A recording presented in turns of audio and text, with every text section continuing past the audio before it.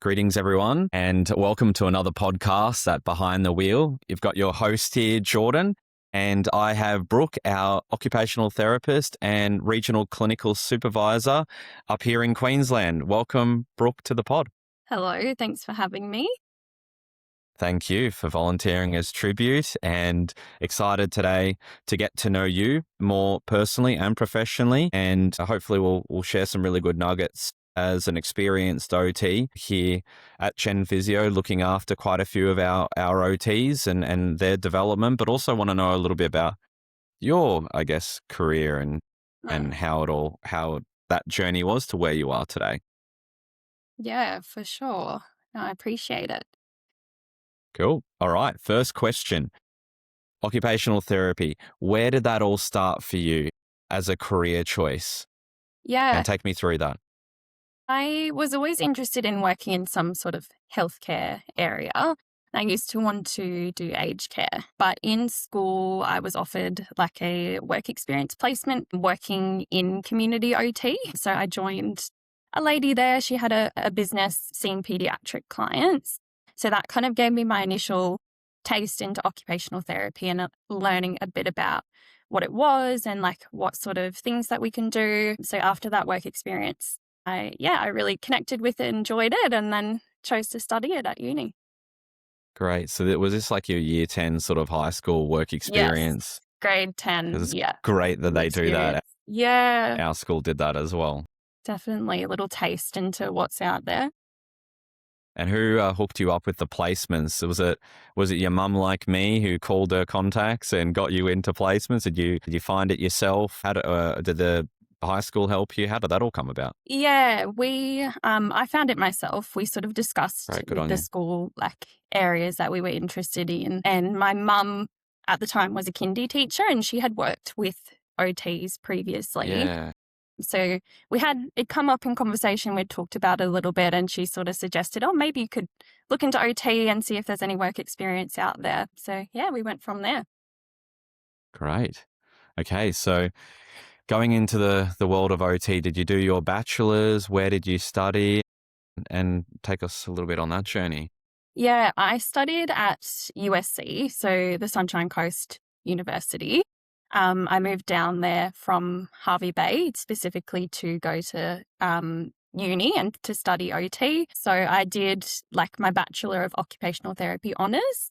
So part of my study, we did an honours program where we picked like a project that we presented to the uni. So that was really cool because that gave us a little opportunity as well to specialize almost in an area and like connect across the uni with other OTs. So yeah. And are you happy to share a bit more about the project and what was it Yeah. about? Yeah. So we did our project on picky eating for kids and I guess looking at it from a parent perspective on strategies to support caregivers on how to approach picky eating, sort of what evidence-based strategies are out there that we can be using because parents are already stressed and busy and they don't have that much time. So we wanted to pull all the evidence together and provide like a really easy, approachable, succinct booklet with strategies that they can trial for picky eating. Fantastic. And how relevant is that to you today in your own practice here at Chen Physio? Still relevant. I do still see a lot of kids working at Gen Physio, and it does come up when we're talking about personal cares and asking some of those questions around dressing, eating, showering. So I do have a few clients, particularly kids who have like developmental delay or autism, and they really struggle with, I guess, branching out to new textures and new flavors and that sort of stuff. So it has come in handy for sure. Yeah. I love how you used the word evidence-based. I know when I was going through Bond University in my master's through 2011 to 2013, so a little while back now, and it was definitely the buzzword. This is really critical to bring evidence-based practice into what we do. And so for the audience listening who may not have a clinical background, evidence-based practice is research articles that are testing certain I guess, theories or different interventions and Mm. looking at outcomes and whether it's statistically relevant and significant. And again, my head's sort of going a bit crazy going back to all of that, which was so important. And apparently now with AI and what it can bring together, I mean, it helps bring that information to Mm. light. Yep. Yeah, for sure. Great. So going through uni, what years was that for you? Oh my goodness. Not too long, not as long as me, I hope. No, well, I've been an OT for 5 years. Yeah, if I do the maths back. Yeah. Working out, yeah, when I graduated. My graduation ceremony, I think, was in 2021. We had, like, a delay. It actually carried over into the following year, so you finish uni in, like, October, November, and then your graduation is in April the following year. But it was kinda nice because we got to reconnect with our cohort and see where they went Yeah. and what jobs they chose and things like that. Yeah. Bit of reunion as well, see Yeah. where everyone's at. And with your graduate year, you've spoken about interests in aged care, but then you've had exposure to the pediatric world of OT. And tell me a little bit about your experience as a new grad and how that all went about.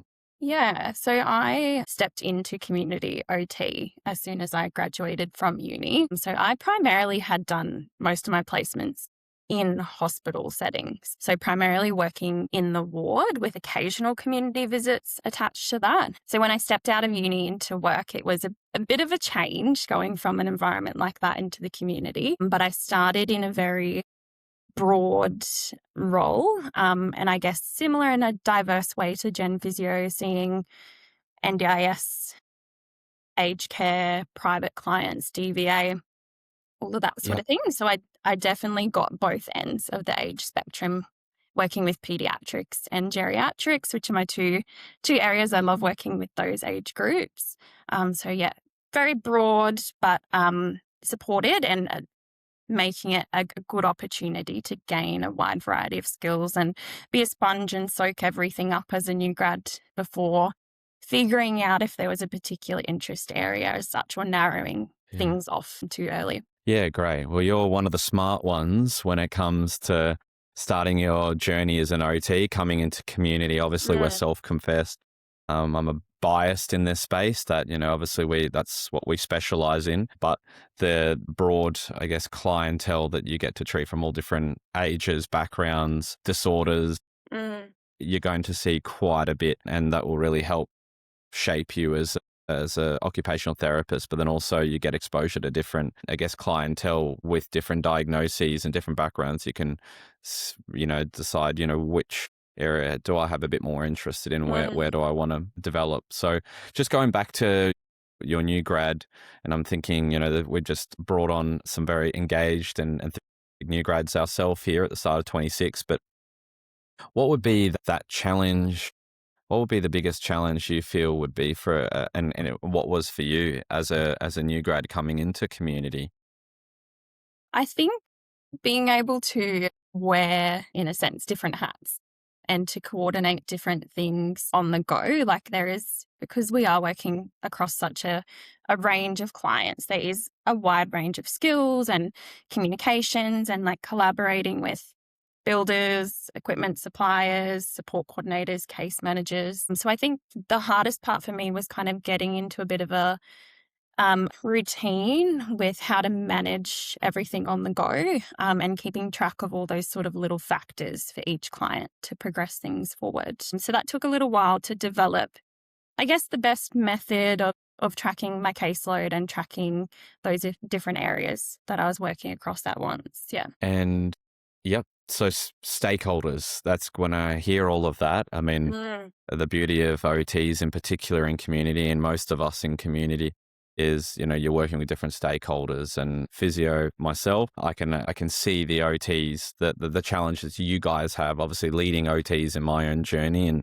and where I am today, but the complexity of different moving parts with builders, with family members, with referrers, with the client, and really trying to piece that puzzle all Mm. together to get the right care and interventions. And I know when something goes wrong in that world, they seem to come to blame the clinician first when there's a delay in equipment or there's a problem or a stuff up Yeah. that isn't indirectly with us. Has that Yeah. happened to you? And have you, and how were you able to navigate around it? What are you, Yeah, any strategies? there's so many moving parts, as you said. And I think a lot of the time it's that clients aren't even quite aware of how many different people are involved and sort of who progresses what part of things. And I think a big part of it is just educating the client and keeping communication open.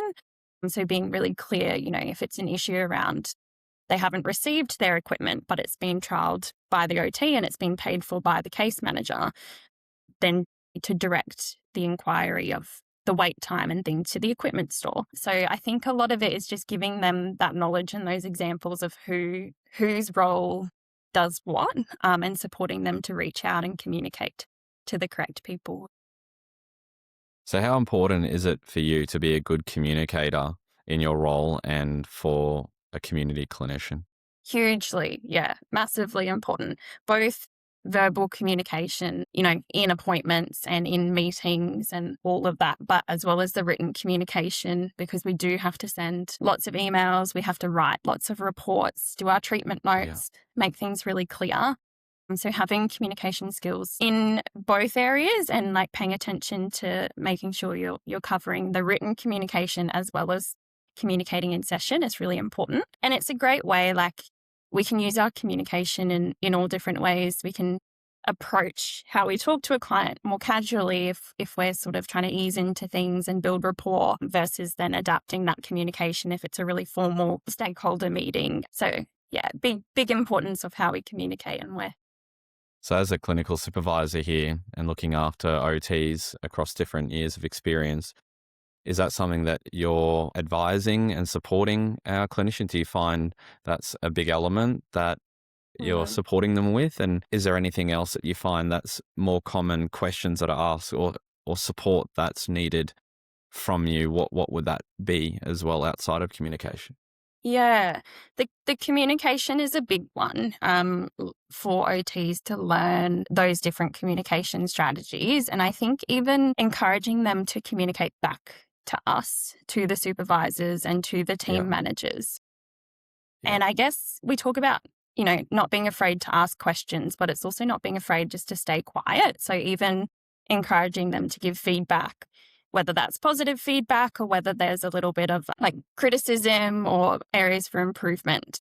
So not staying quiet if they have comments and yeah, asking questions to help support them and give them what they need. And then I think the other thing we get questions for your second part of your yeah, question you asked yeah. is around time management and sort of balancing, I guess, time management that it doesn't overflow into private life. And especially because we are mobile, we are on the road. Typically, we're working in a home office, for example, to do those bigger reports and things like that. So trying to manage time and make sure that there's a clear separation between work and home life as well, like for our benefit and the client's benefit. Course. And is there any strategies that you would have to help our clinicians have that separations and get on top of their time management? Communication and time management, the most critical probably elements of being a high performing and excellent clinician, yet they have nothing to do with clinical acumen, but they're probably more important because if you have these foundations, you will be able to develop the clinical skill. It would almost come easy. Have you got any strategies Yeah, on the time management definitely. space? I think it's for us as supervisors and team managers learning how, and for the OTs themselves, how they work best, especially when they are a new grad. They may Yeah, not have had to do these sort of things before. So trying to come up with a really structured plan for them of like, are they better with writing reports in the morning or are they better with writing reports in the afternoon? So that we can put the workload into their diary where it's going to be most efficient, as well as like making sure you have a really good home office setup if you have a separate room to dedicate that to your workspace or to head into one of the Gen Physio offices if you're nearby, or even to the library if you just need to be out of the house and have a really clear, structured, quiet environment so that you're not kind of prone to distractions or those sorts of things. That's probably a really big one, especially for OT in terms of report writing. And then I also like to use myself. I have an app on my phone where I set a timer of how long I'm working on a certain task for. And what it does is it mutes all my notifications. It blocks access to all my other apps on my phone so that I'm just in the zone. Like I know exactly how long I need to be working for, and that I'm not jumping in to check an email, or I'm jumping on to write a note about something else, because that will sort of chews up time and breaks our workflow as well. What's the app? I think it's called Focus Friend.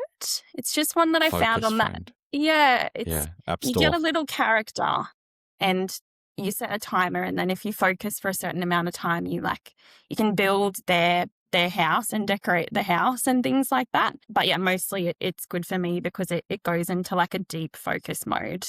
And so it switches off those notifications and those app accesses and things. Yeah. I like that. The discipline to lock in and focus is critical. Yeah. And there's also, and again, I don't know the exact studies, but I know that the changing between tasks, there's like 13 minutes I heard to readjust before you can actually get into a good flow on. So if you're changing back and forth every 10, 15, 20 minutes, you're not getting the efficiency that you need to focus on the task at hand. So Yeah, that's that's a right. And good I one. think even for reports, that's why we want to make sure that, we're not splitting it up into too many small pieces while you're out on the road and you don't have a proper time to sit down and get that chunk of that report writing done. As you said, then you're kind of switching in and out. And by the time you actually get into the rhythm of things, then you have to go, do something else. So yeah, working really closely with the OTs on some of those strategies and planning the diary out that way. Yeah, I like how your approach is very individualized. I think cookie cutter doesn't cut it, not as a clinician or to do many things in life, because when you're working with people in particular, with complex human beings with different needs, personalities, behaviors, backgrounds, and I really like the question asking, delivering the expectation of importance to get it done in a timely way, and even showing these are some key things to look at that you consider with a report, but it's just the very much basics of how can we structure your day and the days within the week to help you perform at your best and deliver what we need. And whether it is in the quiet library environment, which is really smart. I know that's something that team members, they might get distracted at home. They've got roommates, they've got loud siblings, but there's always a quiet library within 10, 15 minutes of most of us anyway. That is a great option Yes. and whether it's morning or afternoons, prioritizing, the different type of work, clients versus our support activity on non-face-to-face billable tasks will make up a critical part of being an OT and even, another in multiple disciplines that we have. Yeah, for sure. Great. So client success story. Can you remember when you had a really big win with a client or a really big breakthrough that was really rewarding for you as an OT?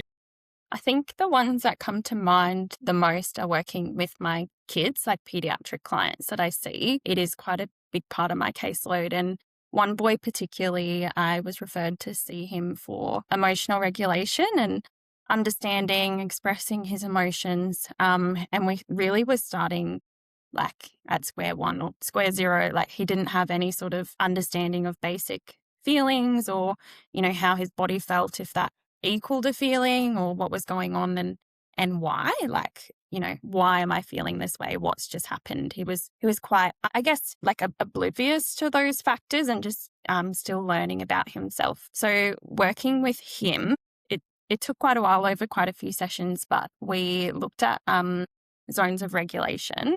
So there was a few sessions where I'd give him like examples about myself and how I was feeling and what zone I was in, and he would slowly sort of start asking me about my feelings, which was a little bit of a step in the right direction. But when he was asked, again, couldn't really describe to me. But yeah, with some of those zones, and examples and maybe pointing out and mirroring to him what was happening in the game, that we were getting stressed, or like if his body was really tense, like nervous when we were waiting on something happening in the game. He started to actually tell me how he was feeling, and he would walk up and initiate it himself. So he would go over to the zones of regulation poster and go, "Oh, I'm in the red zone today because this happened at school," or "I'm feeling in the blue zone because I'm really tired." And it was really cool because he took it like upon himself that I didn't even then in the end have to ask him. He would just go up, pick it off the chart, and identify what it was and why.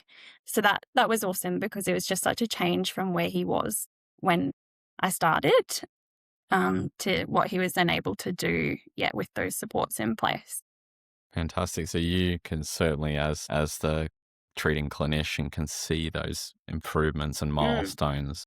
Were you able to get recognition from your client, as hard as it is being a child or a family member, and seeing that and getting that feedback for you? And then also, if you did, how important is that for you being an Yeah, OT? definitely. His mum was, Excuse me. bless you.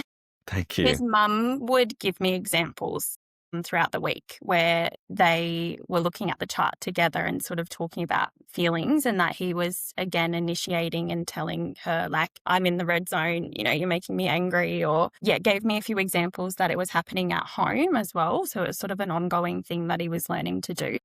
And she was really appreciative of that, and yeah, very happy and very impressed that he was starting to do those things. And that's great to hear and see it's an ongoing thing, because sometimes it's tricky to know how much is happening behind the scenes, if we're only there fortnightly or weekly, whereas the parents Mm. with them almost, yeah, 24/7. So that's, yeah, really positive to hear that we're making good changes, make it easier for the parents to manage and talk about feelings as well, and take a bit of stress off them too.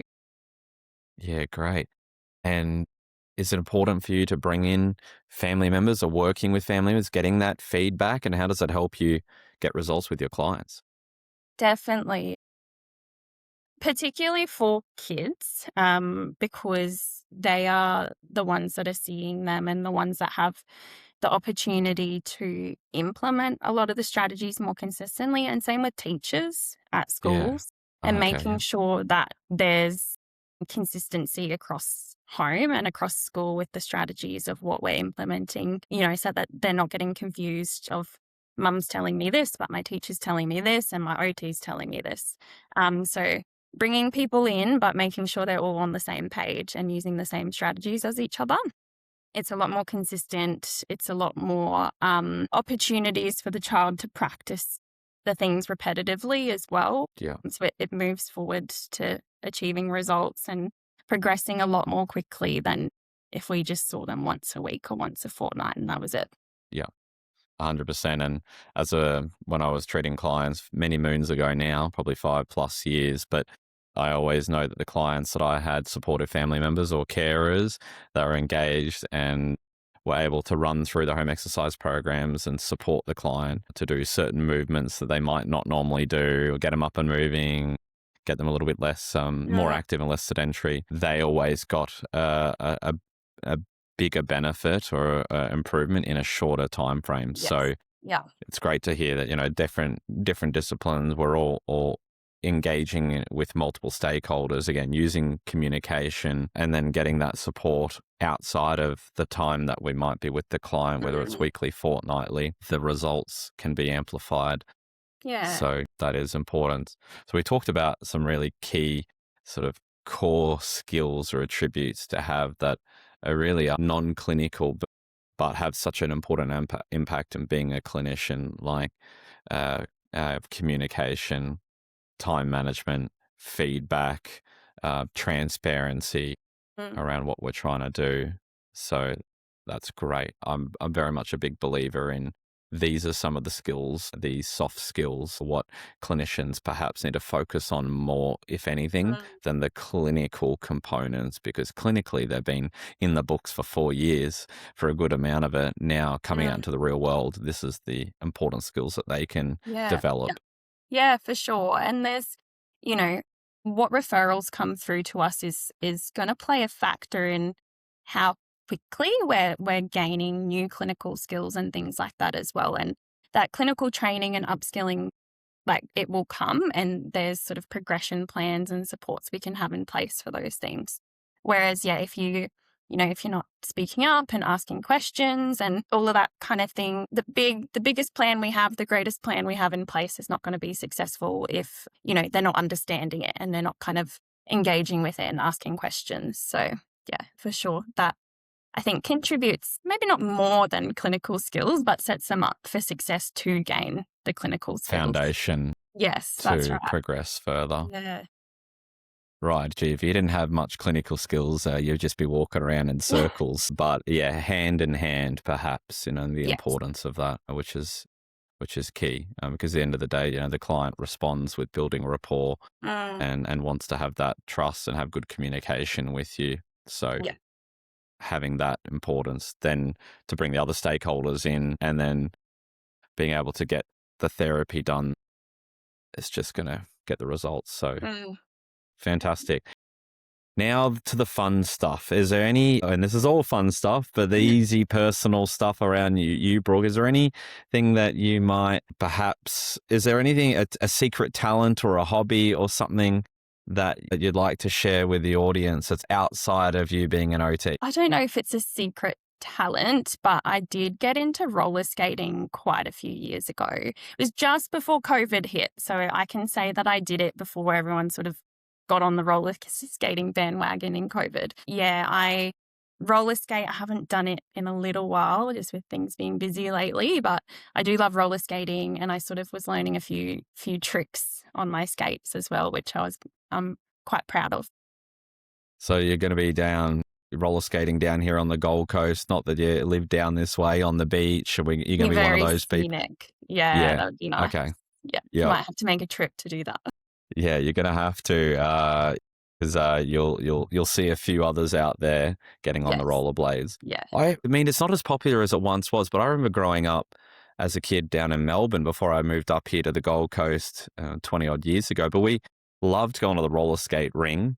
I just remember Mm. going around in circles and they were playing all the Britney Spears music and all the pop music of the 90s, and it was Yeah, it's good fun, and there's different types of roller skating, as you said. Like, you can go to the roller rink, like people do roller derby or just skating along the beach. My friend, who was also an OT at my uni, took me to a skate park. So I had gone on that's roller next level. skates, like in the bowls at the skate park, and tried to practice a few things there. But yeah, that was a little bit scary, trying to drop in on roller skates and roll up and down the Wow. the skate park walls and things. OT by day, professional roller skater by night. Love it. So if you see anyone dropping in on the bowl, look out for Brooke with her skates on. So, thank you for sharing. Interesting.